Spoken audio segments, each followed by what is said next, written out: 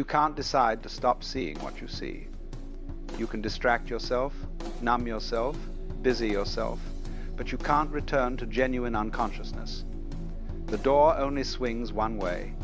But more than that, despite the discomfort and disorientation that comes with seeing through illusions, there's something deeply freeing about it.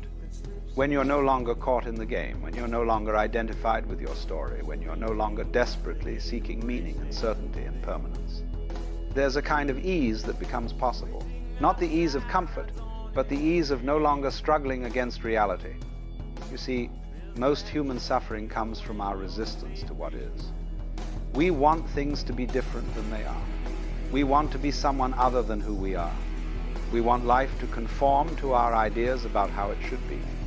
And this constant wanting, this constant resistance is exhausting. But when you've seen through the illusions I've been describing, this resistance begins to fall away. Not because you've achieved some exalted state, but simply because you've seen that there's nothing to resist. The separate self that would do the resisting isn't as real as you thought. The meanings you were resisting weren't absolute. The time you were fighting against doesn't exist except as a concept. What remains is just life happening, moment by moment, without anyone needing to control or manage or fix it. This is what the Taoists mean by wu-wei action without forcing, doing without striving. This is what the Buddhists mean by liberation. Not a special state you achieve, but simply what remains when you stop believing in the illusions that cause suffering. Let me be clear about something, though. Seeing through these illusions doesn't mean you become some sort of perfect, enlightened being beyond all problems. You still have a body that gets sick and grows old. You still have emotions that arise and pass.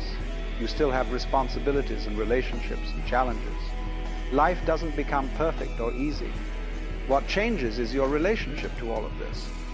You're not so identified with it, not so caught in it, not so convinced that you are your story or your role or your problems. There's a space, an openness, a capacity to be with whatever arises without being overwhelmed by it. And you can't unsee this either. Once you've experienced this space, this openness, even briefly, you know it's possible. You know there's another way of being besides constant struggle and resistance. You might not be able to rest in this space all the time. In fact, you almost certainly won't, but you've seen it, and that changes everything. There's a famous saying in Zen Buddhism: before enlightenment, chop wood, carry water. After enlightenment, chop wood, carry water. On the surface, nothing has changed. You still do the same activities, still live in the same world, but everything has changed because you see it differently. You can't unsee what you've seen. Now, I want to address something that often happens when people begin to have these recognitions, these seeing throughs. There's often a period of grief, of mourning for what's been lost. Because even though what you've lost is illusions, they were comfortable illusions. They gave your life structure and meaning and purpose. Without them, there can be a sense of emptiness, of meaninglessness, of not knowing who you are or what you're supposed to do. This is sometimes called the dark night of the soul, and it's a perfectly natural part of the process. The old foundations have been revealed as unstable, but new ground hasn't yet become apparent.